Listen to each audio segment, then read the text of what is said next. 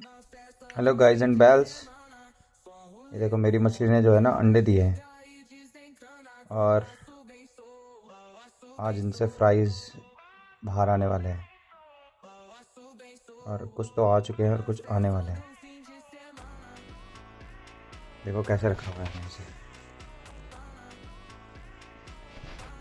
एकदम जुगाड़ बना के, ताकि ये सब इन्हें डिस्ट्रॉय ना करे। और अब अगला नंबर इनका है, ये भी अंडे देने वाले हैं और अगला फिर ये भी है और एक वहाँ उसके अंदर है।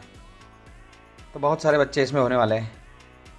अगर आप लोगों का सपोर्ट मिला तो इसकी पूरी जर्नी दिखाऊंगा।